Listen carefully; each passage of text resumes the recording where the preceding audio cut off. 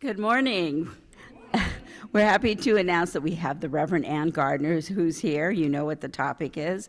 She's talking about walking the Camino Santiago or whatever. Anyways, I have to leave. I'm sorry. I'm kind of flighty today. I have to leave because I'm walking in the Long Beach Pride Parade, so I've got to head to Long Beach now. But I just wanted to welcome you, and also just to announce, and Rich is going to remind at the end, next week is Memorial Day weekend, so we're going to be watching a video about the Vietnam War, about the wall, specifically about the war memorial. There's a lot of interesting things that I didn't know about it. So anyways, I think it's kind of a tough subject. We all know, we lived through it, but it's also an interesting topic and something we need to deal with as a country. So have a great morning. I'll be in Long Beach. See you shortly. Good morning, church. So good to be here. Thanks for that introduction. And I'm glad that you're leaving to go walking. It's the perfect segue, right? It's the perfect segue. So I appreciate your church's kind invitation to come here to Manhattan Beach. This is actually my first time to Manhattan Beach. It's beautiful here, people. So thanks for including me. And this morning I just wanted to give a brief reflection on this experience that changed my life, walking the Camino de Santiago. And I'll talk a little bit about sort of just the mechanics of doing a long distance walk, which some of you may know a good deal about already. I'll do a little piece really on the most important question, which everyone asks me, which is, why, Anne? Why? Why do you think walking 500 miles is a good idea or something that is calling to you? And then a little bit about writing a book. I never intended to write a book about this experience. I do work as a freelance writer, so that's not an unusual practice for me. And I started to write a little bit when I came back from this experience, and just as a way to sort of sort it through, to kind of make sense of what was happening. And then, whoosh, it just came out. And I'm grateful for that. And I'm grateful for all of the ways that has increased my life and brought me to places like beautiful Manhattan Beach. So that is that. I'm sorry? Yes, exactly. I was going to, but it was a little early for me. Okay. There we go. So when people ask me why I became a priest, this quote by Margaret Atwood sort of encapsulates that, which is, to be, in my experience, to be a priest is to be invited into the most tender, vulnerable pieces of someone's life. And sometimes they're joyful, like weddings and those kinds of celebratory events, and sometimes they're acutely painful and grief-ridden. And I love being in both of those things, but in times where most people shut down and push people away, those are the exact moments when somebody invites me in.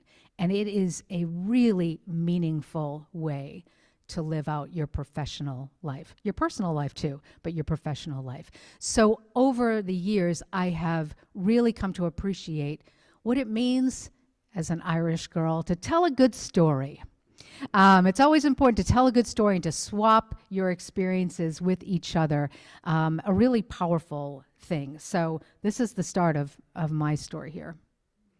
Let's see if I can do this. Oh, I can. So this is actually a picture I took while I was on the Camino. So you can see by the picture, it is just scandalously beautiful. And it's as if you're walking into a postcard. There's something about the terrain that kind of pulls you along, even when you're tired or cranky or whatever it is. It is such a beautiful thing. The Wizard of Oz, in a kind. So growing up in the Roman Catholic Church, I am embarrassed to tell all of you that I had never heard of the Camino de Santiago until I was in my 40s. And the only reason I even heard about it was that I was at a cocktail party. That sounds a little scandalous. I was at a cocktail party And I was at my new place of employment, which is a boarding school outside of Boston called Phillips Andover.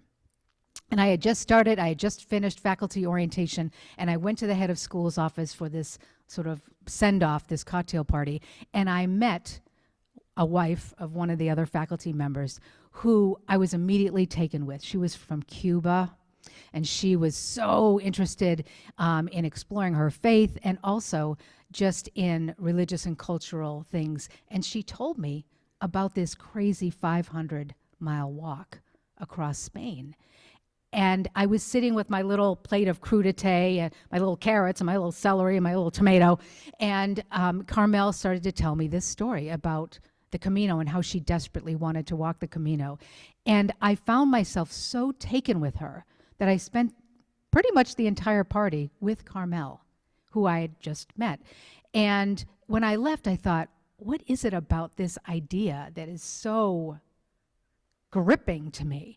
And I have now come to your coast, to the left coast, as I call it. I now run the chaplaincy program at Harvard-Westlake, which is an independent private high school located in Studio City, so it's not so far, and have made that transition to California and the California lifestyle. But those years in Andover, those years of living in the dorm with students and really getting that time in a boarding school community to get to know people in a really different level was a wonderful piece of my life. But one of the things that bubbled to the surface was this idea of wandering. And why, ever since I was a little girl, I was taken with this idea of wandering. So this piece made it into the book in a little way. I'll read 3 little excerpts from this. This is the first one. Without my reading glasses, here we go. See if we can do it. My childhood hero was Amelia Earhart, the famed pilot who lost her way, never to be found again. I first learned about her while in elementary school. She was the only woman to be included in a course of study dominated by dead white men. It was the 1960s, after all. Had it not been for Louisa May Alcott, Betsy Ross, and the witch trials of Salem, my entire grade school curriculum might have been devoid of double X chromosomes. In Earhart, I discovered someone who bucked convention in a different sort of way. She was rakish in both attitude and appearance. She exuded a sassiness I dared not to express. Lanky and boyish, she fought her way into a male-dominated world of aviation, becoming the first woman to fly solo across the Atlantic Ocean. Hoping to circumnavigate the globe, Earhart was making good progress on what was to be her last flight when she headed toward Howland Island to refuel, but somehow she fell off course. She lost radio contact, and without it, any hope of navigating to safety. In one of the most enduring mysteries of the 20th century, Earhart's plane was never recovered, nor were her remains of her navigator, Frederick Noonan. It is a disquieting thought to imagine her scanning that horizon, desperate for a glimpse of land during that long ago July of 1937. Decades later, in July of 1999, a similar fate would befall John F. Kennedy Jr. as the ocean and the sky of the Atlantic became inverted, leading his Piper Saratoga to spiral also into the sea. I was living in Falmouth that year. It's part of Cape Cod, just across the water from Martha's Vineyard, Kennedy's destination that doom-filled day. And I remember hearing the whir of helicopters that morning after the crash as they hovered off the coast looking for debris or casualties or both. Kennedy's death lingered in my heart, partly because of its similarity to the idol of my youth. But despite those unnerving stories, I never lost my own lust to explore. It was an heirloom passed on to me by my mother, an adventuresome spirit who spent much of her life caged by convention and responsibility. I can still see her in my mind's eye, stopping to gaze out over the churning ocean waves during those countless beach walks of my own youth. The wind would be in her face, her hair blown straight back off her forehead, Her eyes would water behind those big circular sunglasses housewives wore at the time, made popular by Jackie Onassis. But it was the look on her face. It's hard to write about your mom. It's hard to write about your mom. It was the look on her face that I remember most, this pained longing deeply etched into her brow. For the rest of my life, I would feel the tension between us. She was so smart, and so talented, but she was a ringleader without a ring. One moment she would push me to make the most of the changing landscape for women. The next, she would resent me for doing exactly that. She had June Cleaver, I had Mary Tyler Moore. It was never a fair fight.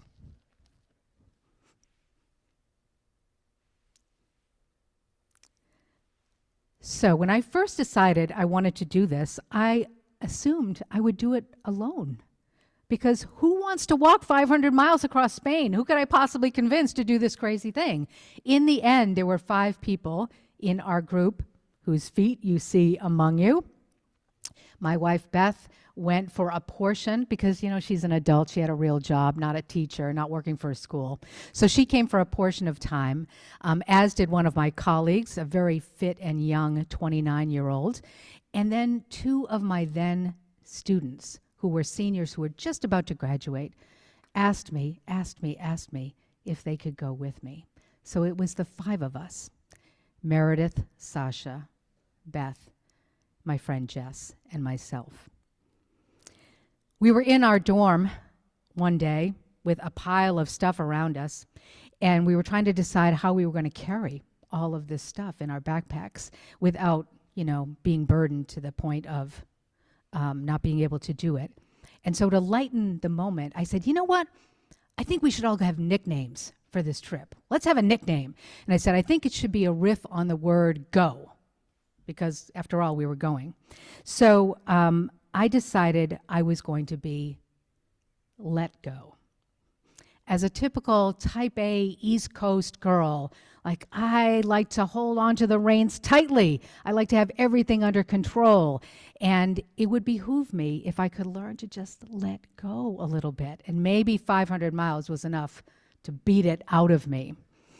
Beth, who agreed to go on this trip, not because she was terribly excited about walking, not because she was terribly excited about being outdoors in the heat and with the bugs and with the physical discomfort, but she knew if I went, I would come back and I would tell her about this experience.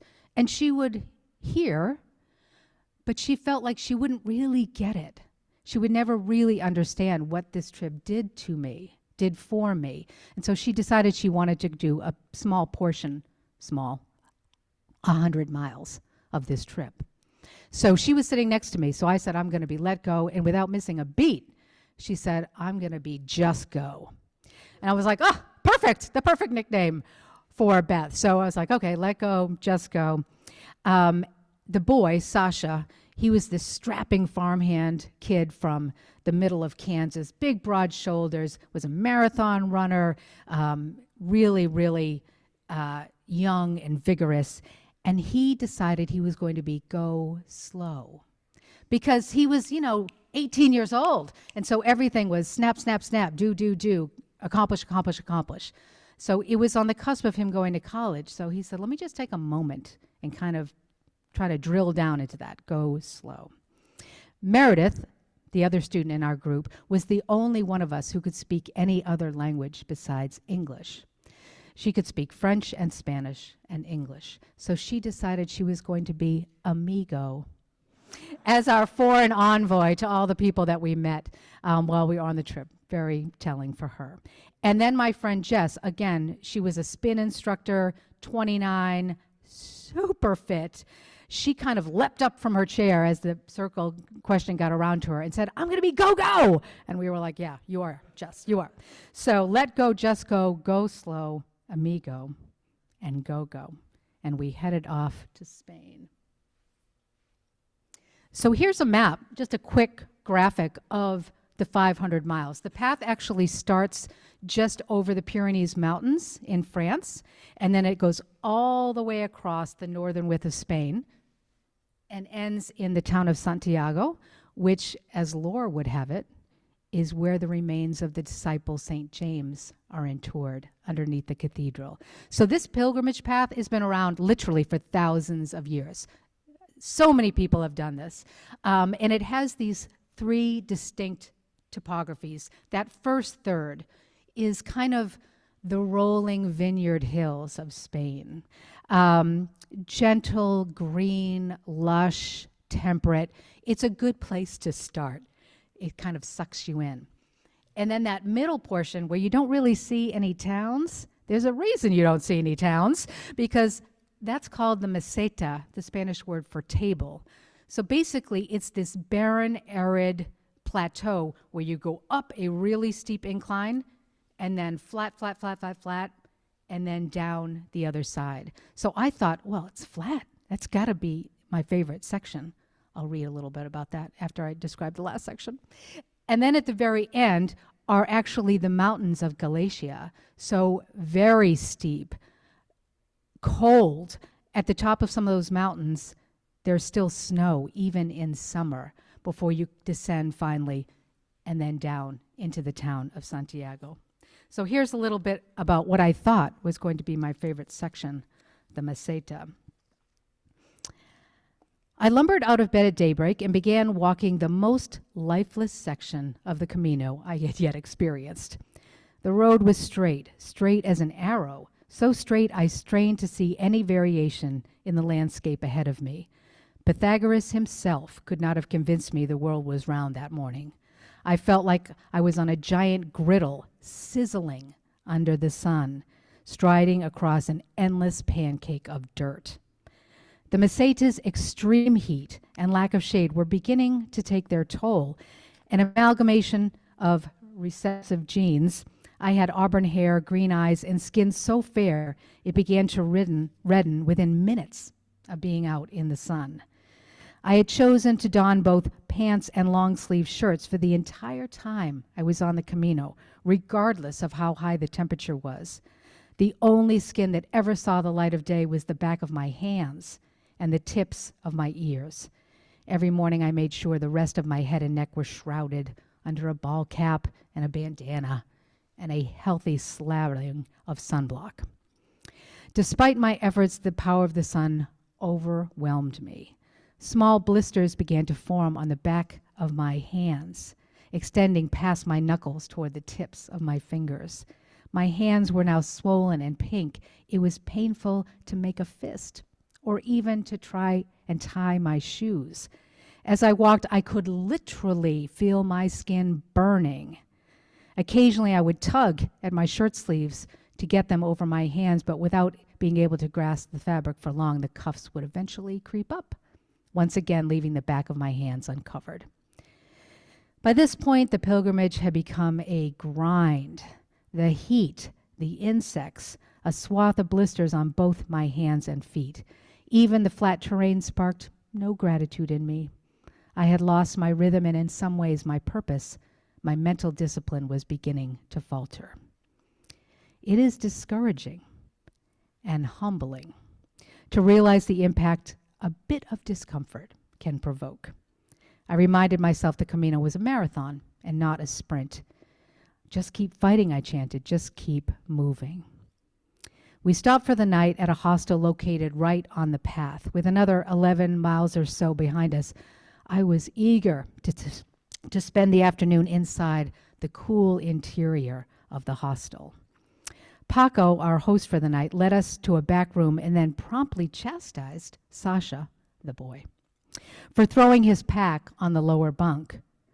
Those are reserved for the old and infirm, he declared, and then without missing a beat, turned and graciously offered the cot to me.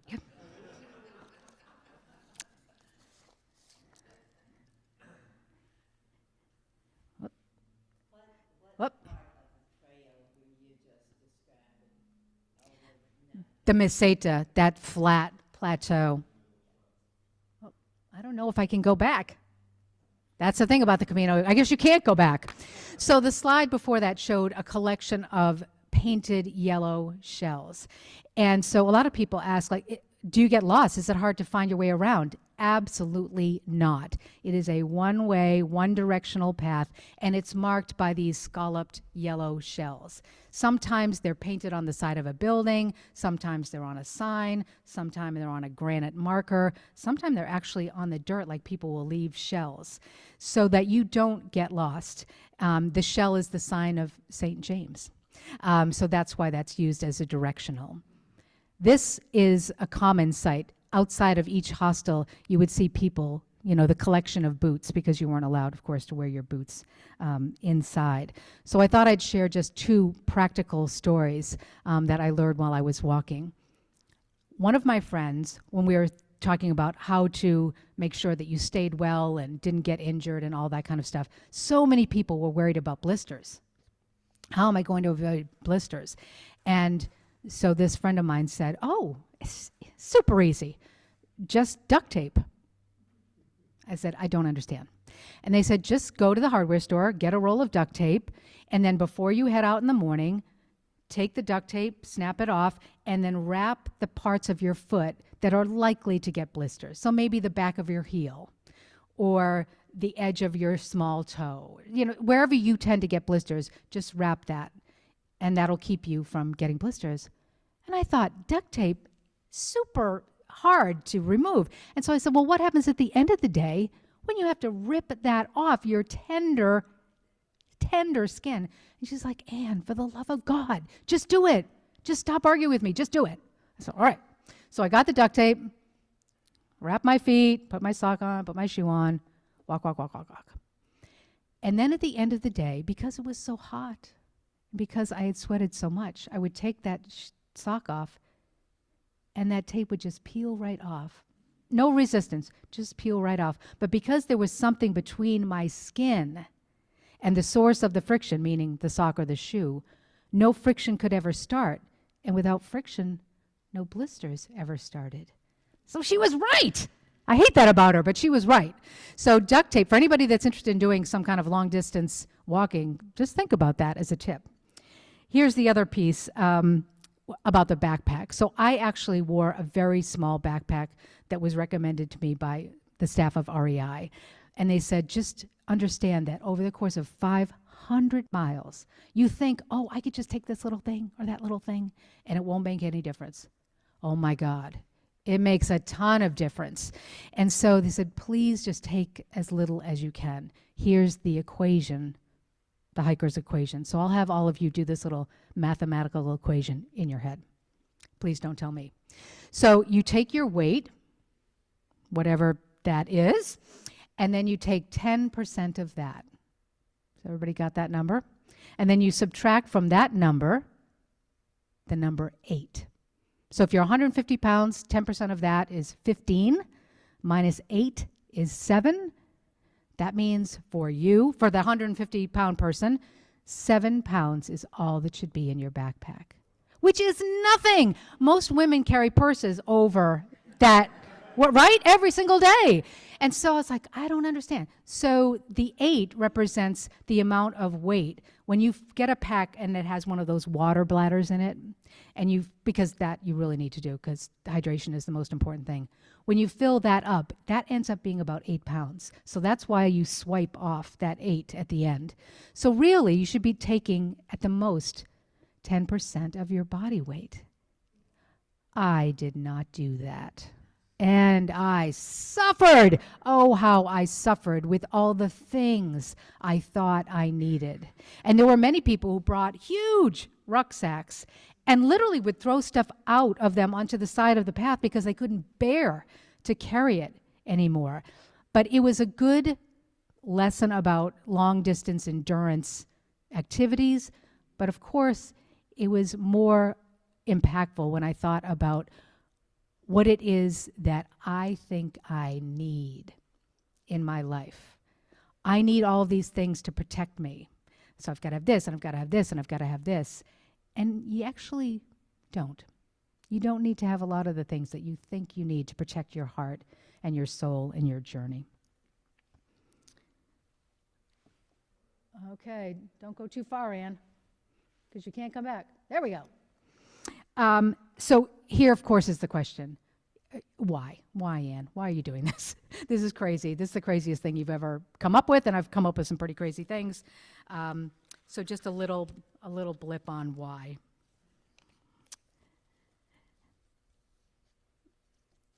Okay. Everyone who heard of my plan to walk across Spain asked me why. Some asked me in jest, at first not realizing I was serious. Some were suspicious, as if my motivation was some sort of indication of instability or folly. Still others asked from a place of ardent curiosity, expecting the reply to be less of an answer and more of a revelation. Over the course of the last 350 miles, I too had asked everyone I met this same question. What brought you here? What was so compelling that it wrenched you away from your life of comfort and deposited you here on this lonesome trail? And much to my surprise, almost everyone gave me the exact same answer. My heart is broken. Some were in the throes of a divorce. Some were mourning the death of a parent. Some had found themselves abruptly out of a job. Some longed to revive the relationship they had once enjoyed with their children. Some ached for their youth. Some had had their world shattered by alcohol or drugs, or were the victims of sexual violence. When I first considered walking the Camino, I didn't recognize any of those kinds of somber undercurrents in my own motivation. I saw the pilgrimage as an adventure, something that would push me to the very edge of my capabilities. But like anyone embarking on a marathon, I considered only the distance to be traveled, not the depths to be explored. But like quicksand, the Camino had caught me unaware and ill-prepared, swallowing me whole before I even knew what was happening. Just a few steps in and I was already drowning in feelings of grief, contrition, and regret, right up to my neck. So here's Sasha, my Kansas farmhand boy. Here's us at the beginning of the trail, looking a little spry, definitely a little more spry than we looked at the end. And the two of us were the only two to actually do the trip in its entirety. The other three knew they could only come for a portion of time based on job responsibilities or family. So they each had done the 100 middle section.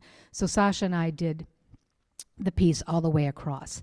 And at the end, there's this big church cathedral, and everybody goes, and there's a big mass where everybody has their name announced if they've managed to make it across, and there's all kinds of pageantry and craziness, and it's considered the highlight by almost every pilgrim to actually get to the church and do this crazy thing. So the morning after we arrived, I said to Sasha, okay, here we go. And this was a kid who went to church every Sunday night with me while we were at Andover, every single night. He said, yeah, Rev, I'm not going to go. You're not going to go? What do you mean you're not going to go? He goes, yeah, I think I'm going to go shopping. And I thought, what is he talking about? We've finally done this huge thing, and this is the mark of how we're celebrating and get our name inscribed in this book and all this stuff. Nope.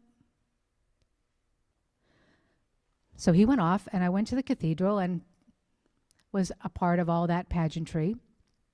And it took me almost the entire service to realize that while he had had, I'm sure, a wonderful time and a big adventure and something that he could sort of hold in his heart for the remainder, he had really just come for me. He had come to make sure that I could do it. And there were times certainly where I really relied on him. You know, he's a big, strong kid. And so if there was something heavy we had to carry, I gave it to Sasha. I didn't carry it.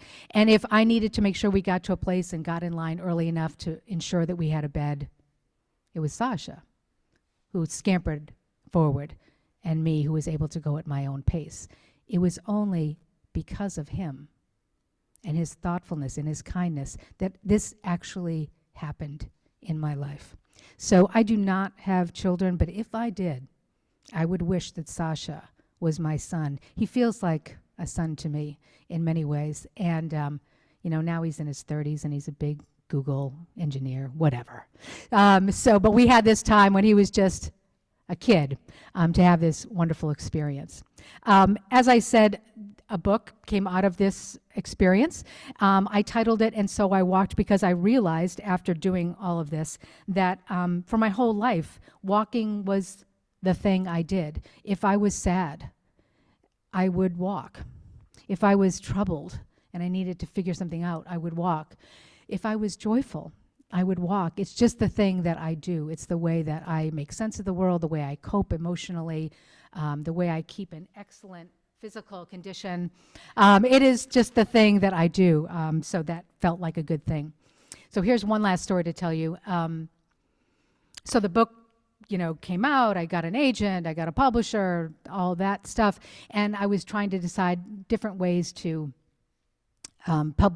just draw up interest in the book. And so before we left, despite us trying to be keeping our packs light, all of us decided we would bring one luxury item, just one to, just bring us a little comfort.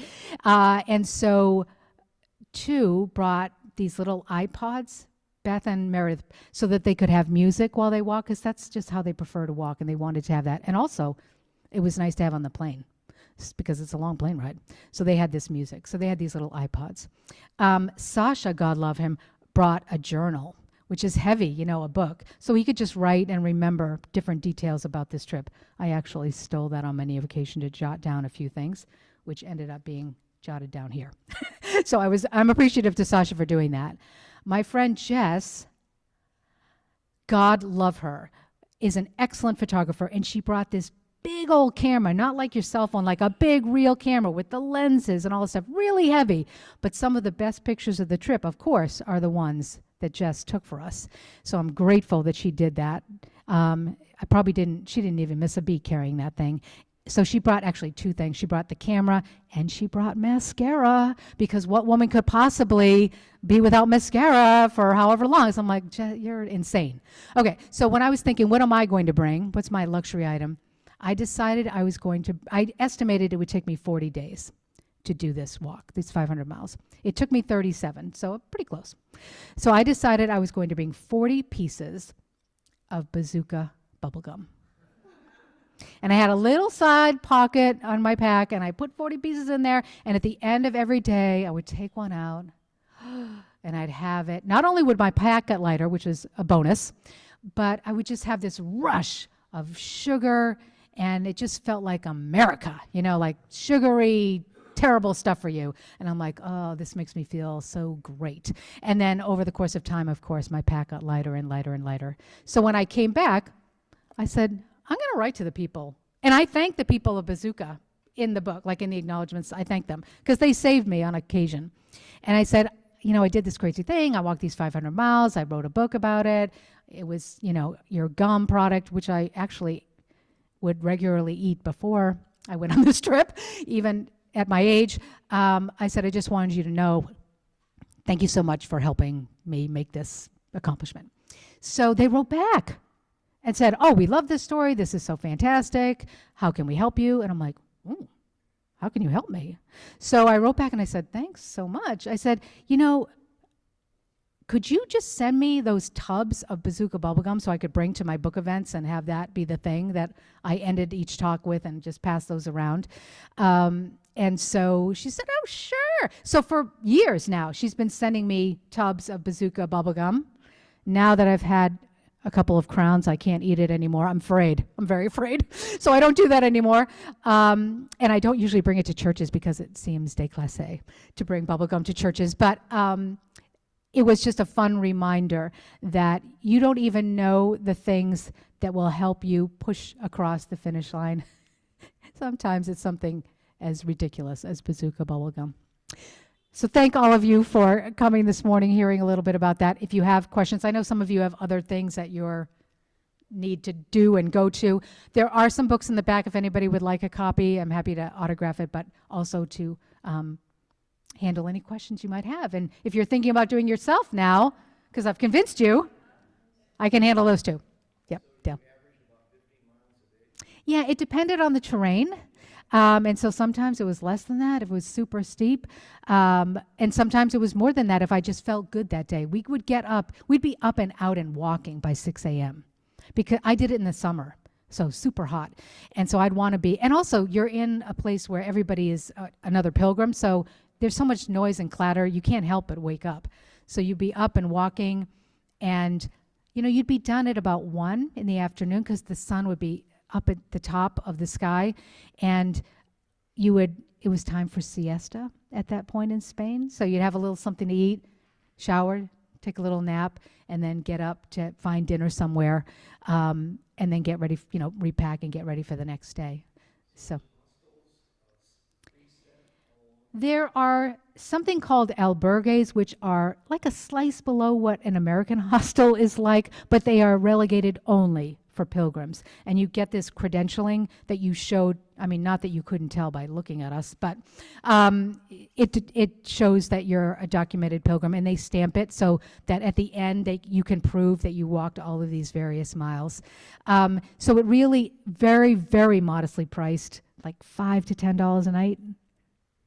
And you got a cot and a shower. That was it. But you also was an opportunity to be with all the other people walking. The community part of it is really what was the most impactful, to meet all these people and to figure out why they were doing it. And I actually wrote the epilogue about the where are they now, because people get interested in the various people that have walked and what they're doing now. So it's an experience that has bonded us over the years. Yep. So did you have any physical problems while you were walking, or health issues? Not health issues. One of the things they say is walk at your own pace. Because if you try to adjust your gait or something to somebody else, it will throw you off, and then you tweak your knee a little bit, and then you'll try to resist your knee, so you'll tweak your hip a little bit. So you really have to be cognizant of just doing things at your own pace, in your own way. So I certainly had some aches and pains, and but I trained for it by, first I just walk, I love to walk. So I would just walk, and then I started wearing the pack, and then I put a little bit more in, and got used to just that weight. But my famous training regime, which people get a kick out of, so where I was living in the dorm, I would walk 5 miles just straight on this one road. And at the end of that 4 miles, there just happened to be a Dairy Queen. Just a coincidence. And I would get a cone, and I would be like, oh, this is nice. And then I would walk across the street where there just happened to be a Dunkin' Donuts that had a restroom. So I would use the restroom at the Dunkin' Donuts, and then I would walk the 4 miles back. So this 8-mile route became my training. And on the way down, it was this gentle descent. But when I was most tired, I had to come back up the other way, and it helped build my endurance over time. I did that 8-mile 3-day dress walk. I did that too. I've done a number of those. By my third day, my knee, Yeah. I couldn't walk anymore. Yeah. I'm a turtle, not a hare. I plod, and people started to kid me about the fact that I never passed anyone, which is true. I never passed anyone. And I actually took some of my students from Harvard-Westlake back to the Camino to do this route again, or a portion of this route. And they were kind of ribbing me. Come on, Rev, you have to keep up. And I was like, oh my God, I'm 45 years older than you kids. I'm going to do it at my own pace. But this one day, all people always pass me, but this one day, this woman passed me who was wearing a black, skin-tight, pleather cat suit. That's what it looked like. Smoking. And I was like, that's humility down to humiliation right there. So I just did it, and that's all you have to do. Just Take a step, take a step, to the step. You're not caring for kids, you're not doing grocery shopping, you're not returning emails, you're not cleaning your house, you're not getting your car fixed. That's all you have to do. And when you simplify your life to just that, you know, it's a powerful thing to just be that focused and to be that free. Have fun at the choir. Yes? I'm curious, I'm a bicyclist, and I'm wondering, I mean, if you only have a week and not 2 months, Yep. do people do that route on a bike? Yes, a lot of people do it on a bike. Some people do it on horses.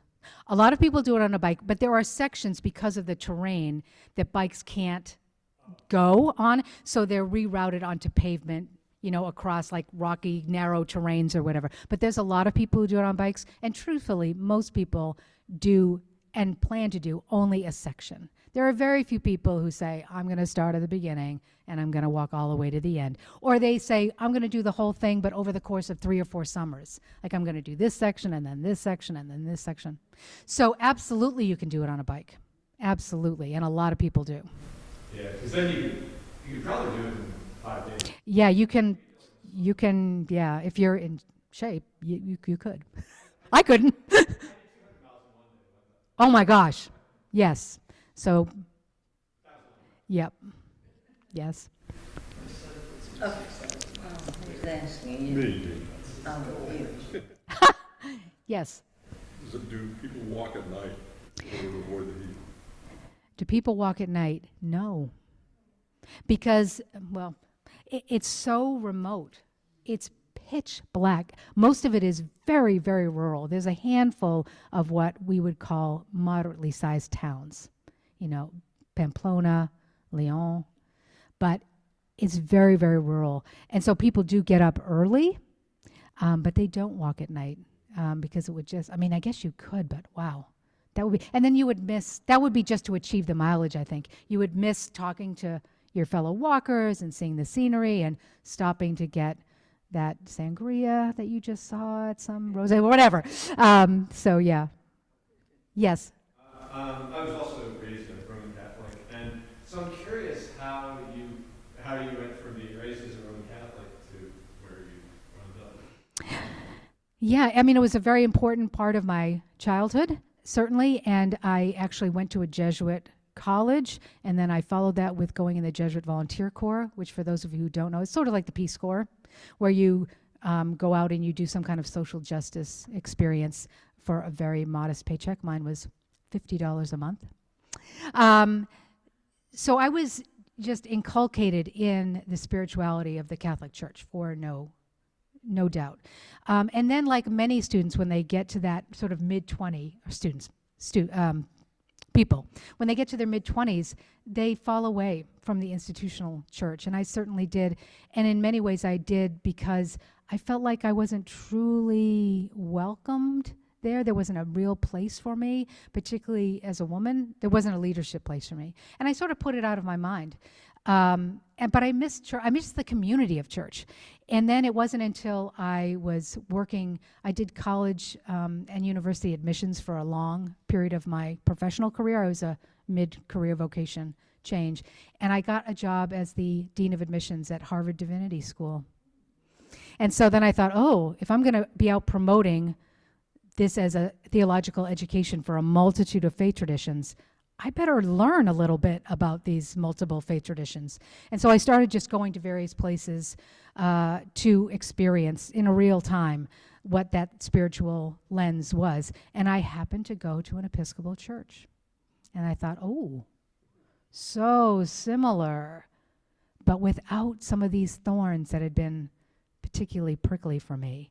And then, blah, blah, blah, I ended up leaving my professional job and entering the ordination process in the Episcopal Church. So, yes, thanks so much for coming.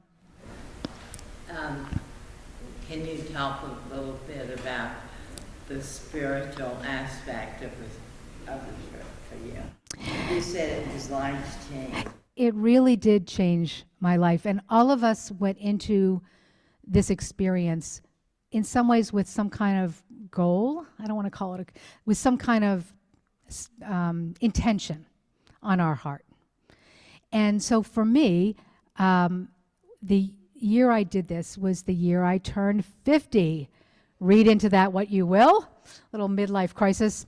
And both of my parents, my second parent, both of my parents had died by that point. And so I kind of felt like I was on this weird age family precipice. And so I thought, okay, let me go to my old standby, walking, the thing that always helps me make sense of everything. And let me just unroll this long, long carpet and give myself time to just replay all the tapes. Like just to think back through all of the experiences, to make sense of my parents' lives, what they brought to me, how influential they were, in what ways I am so grateful, and in what ways maybe I was damaged by whatever my family dynamic was.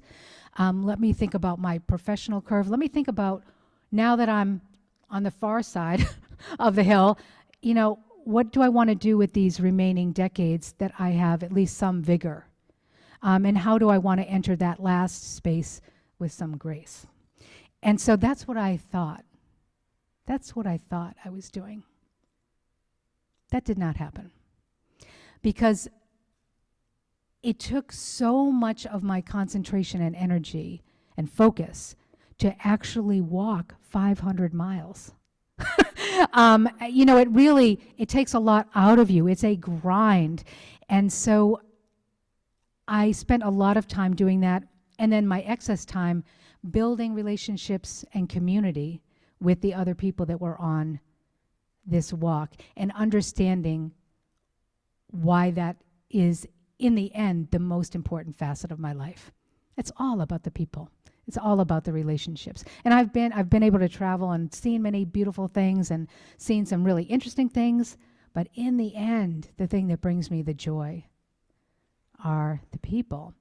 And so the book, in essence, is the real answer to your question. It's then me sitting down with all of that and letting my pen just go down the page. So what I really discovered spiritually, theologically, is actually the core of the book. I actually, just as people of faith, one of the things I decided when I was writing the book was I was going to somehow engineer it so it fit into 40 chapters as an homage to Lent. Because in many ways the walk felt like a Lenten discipline. So I thought, okay, I have 40 chapters. Let me sort of figure out how I'm going to backhoe this information in.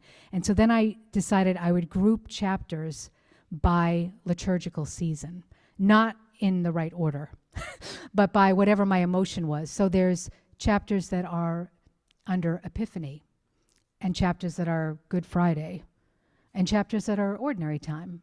But it's not necessary to be a person of faith to understand or enjoy the book, hopefully. But I think if you are a person of faith and you know some of those little touch points, it'll make it a richer experience to read it. And then I flip-flopped the chapters between things that are actually about the mechanics of walking, and then that understory of why I'm doing this. What is the motivating thing that's propelling me down this path?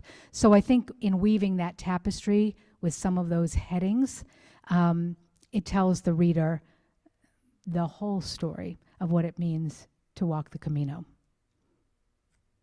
But thank you for asking that. Yes? You mentioned the importance of community. Are you talking about the 5 people or 4 people, the 4 that you were with, or other people along the way in different? Yeah, actually both. It certainly is an interesting experience to share with your spouse. In good ways and in bad ways. We learned a lot about each other, and we each had moments of pretty significant growth emotionally as doing this as a pair. I certainly gained a lot of emotional traction with the people that went with me in my group. In fact, I'm presiding at Meredith's wedding in just a couple of months. I know, it's crazy. But also, there were very, very few Americans on it, because we're not a walking culture. We're a driving culture. So going there, all the people I met, and thankfully they spoke English because I cannot speak anything else, it was so interesting to meet people from all over the world that have come to do this interesting experience. And it was sort of like this badge of honor. As soon as you would meet somebody, you'd be like, well, where did you start? Like, are you just like a Johnny-come-lately and you just started right now? Or did you start at the beginning, meaning, i.e., you're tough, you're one of the, pros or whatever. And there were a number of people I met from Europe who said where they lived, like, oh, I started in Paris. I'm like, I don't understand. So they left their house in Paris and they walked to the beginning of the walk, and then they walked the walk.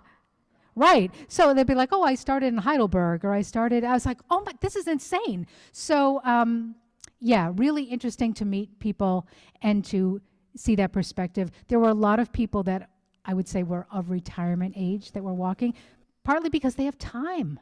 They have time. And there were a lot of European families that had kids that were sort of 7, 8, 9, 10, 11, 12, where they were physically vigorous and they still wanted to be with their parents before they got to be tweens or whatever. This was their family vacation. They went out on a walk with their kids. Amazing to talk to the kids, to see that experience. Yeah, really fun. Did you and your spouse have a problem with who was going to ask for the directions? Here's a little insider behind the scenes. I never need to ask for directions. I have a map inside my head that was glued there when I came out of the womb. Beth, sadly, cannot find her way out of a paper bag. And so having this one-way thing where we didn't have to worry about directions. That said, Beth was always faster than I was. Everybody was faster than I was. So she would walk ahead and I'd occasionally catch up if she waited. But there was one day, and again, she did it, but not with a lot of joy sometimes in her heart. And there was, something like this, where there was a road and there were a couple of valleys and hills. And I could see her on the top of one hill, and there was nobody else. I was just on the top of one hill. There was a big valley between us. I could see her on the top of the hill.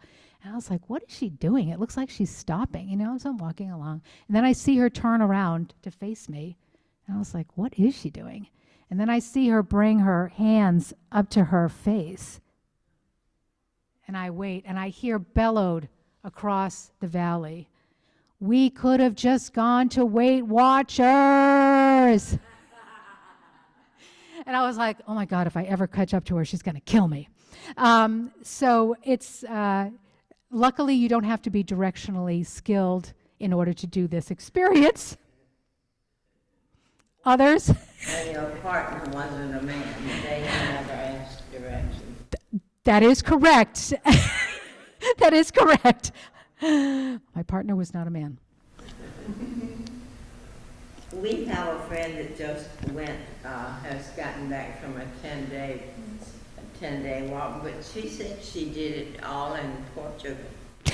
There are many paths to get to Santiago, and one of them comes up from the south along the coastline of Portugal to Santiago. It's shorter. So there's many, many caminos.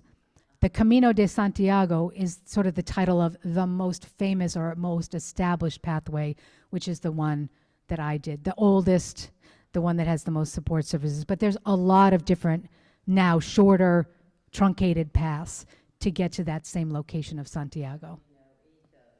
So it's like the Camino Portuguese, I think, is the one that they call that particular pathway. But it ends at the cathedral. They all end in Santiago. You're all going the same place. You just get there. It's kind of nice to say. You all get there by different roads. There was a movie made several years ago on it, and it was pretty well known. Martin Sheen, called The Way. Yes. I saw the movie. I love Martin Sheen. I'm a big West Wing fan. And the cinematography of that movie was spot on. They really, Emilio, his son, I think, was the director, really captured the physical beauty.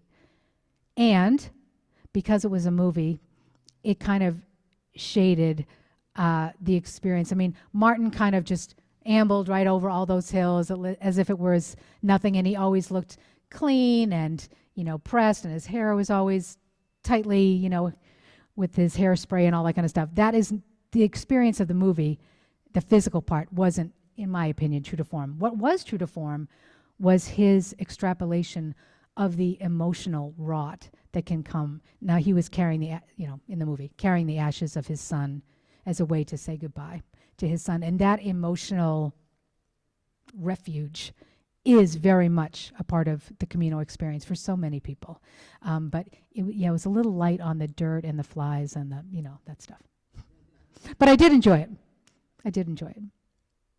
Thank you all so much. You were great. I know. 9:30, I'm good. Oh, yes. So when I was turning 50, I decided to take a 70-mile hike along the Backbone Trail up in the Santa Monica Mountains. And Good for you. before, it was like 39 degrees. Loaded up. We didn't have to carry, just a day pack. We didn't have to carry all the stuff. Yeah. And my family thought I was nuts. Yeah. Ditto. And they just said, why do you have to do it? I don't know why. But everybody on that hike was like accomplished hikers. I was not. And they were struggling, and I'm thinking it's coming for me. A lot of, because it turned out to be really hot. It was really hot. Yeah. I was falling by the wayside and think, oh, it's going to be my turn next. But I did make it all the way. I mean, only 70 miles. Only 70 is not only. Yeah. That's a lot. I don't know what I thought about, except just keep going. That's all you have to do. Just keep going. I hope to read your book soon. Tell me your story, as they say in ministry. Tell me your story. All right. Thank you so much. Yeah.